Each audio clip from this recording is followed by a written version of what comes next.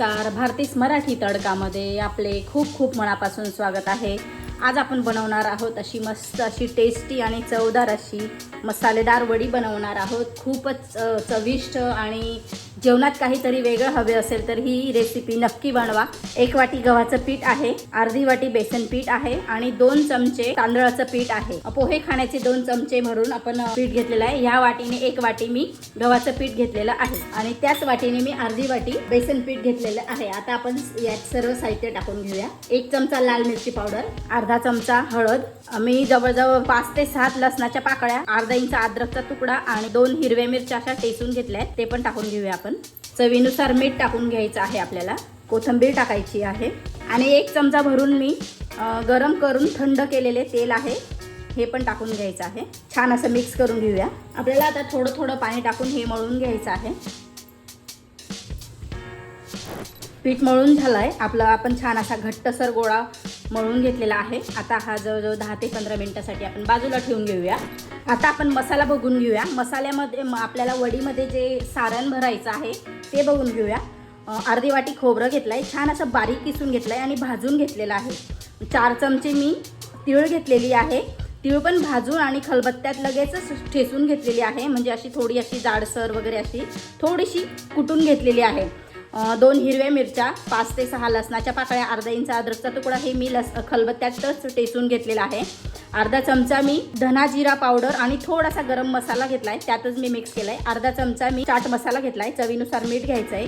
अर्धा चमचा आपल्याला हळद घ्यायची आहे आणि 1 चमचा मी लाल मिरची पावडर घेतली आणि 2 चिमूट मी हिंग घेतली। हे सर्व साहित्य मी छान असं मिक्स करून घेतलंय। नंतर थोडं मी 1 चमचा भरून तेल घातलेलं होतं आणि छान असं मिक्स करून घेतलेलं आहे। एकजीव झालेलं आहे हे मिश्रण सगळं। तो व्हिडिओ माझा स्किप झाला त्यामुळे सॉरी। फक्त मिक्स केलेलं आहे आणि फक्त 1 चमचा मी तेल टाकून मी छान असं मिक्स करून घेतलेलं आहे। बस आता आपण वडी बनवायला घेऊया, हे मी बाजूला ठेवते। आता आपण यातनं एक गोळा घेऊया आणि छान असं आपण हे लाटून घेऊया।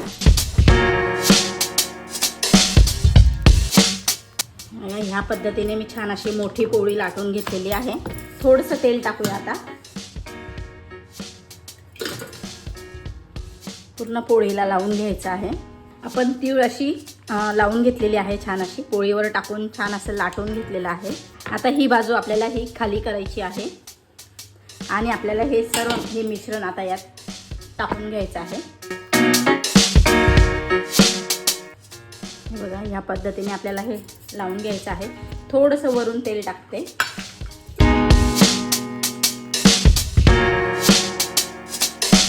आणि आपल्याला छान अशी फोल्ड करून घ्यायची आहे। मिश्रण थोडंफार निघणारच आहे। मस्त ही आपली वडी कापण्यासाठी तयार झालेली आहे पोळी। आपण ही कापून घेऊया, तिरकस आकारामध्ये कापायची आहे।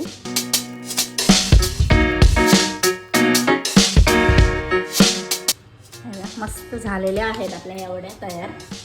आता हे काढून घेते मी। इथे मसाला थोडाफार निघणारच आहे त्यामुळे ही साईड मी दाबून घेतलेली आहे। आता आपल्याला या वाफवून घ्यायच्या आहेत। गॅसवरती मी पातेलं ठेवलंय आणि त्यात मी छान असं 2 तांबे भरून पाणी टाकलेलं आहे। आता आपल्याला वाफवायला ठेवायच्या आहेत। या चाळणीला मी तेल लावून घेतलेलं आहे। आता आपण हे यात ठेवून घेऊया।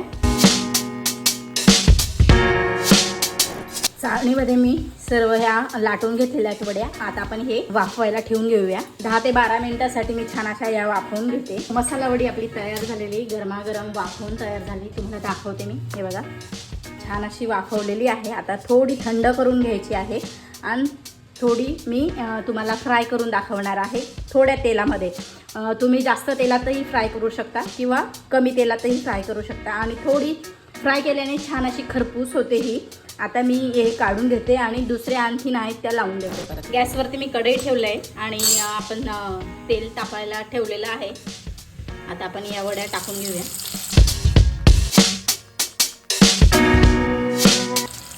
गॅस थोडा बारीक करून घेऊया आपण आणि हे आपल्याला छान अशा खरपूस तळून घ्यायच्या आहेत। एका साईडने छान अशा तळून झालेल्या आहेत, काढून घेऊया आपण लगेचच।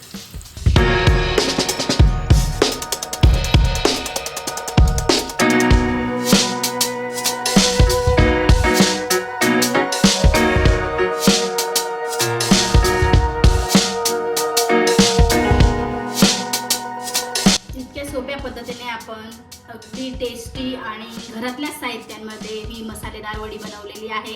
तुम्ही ही रेसिपी एकदा नक्की बनवा आणि ही रेसिपी जर तुम्ही एकदा बनवली ना, तुम्ही सारखी ही रेसिपी बनवाल. इतकी छान आणि इतकी टेस्टी ही रेसिपी तयार होते.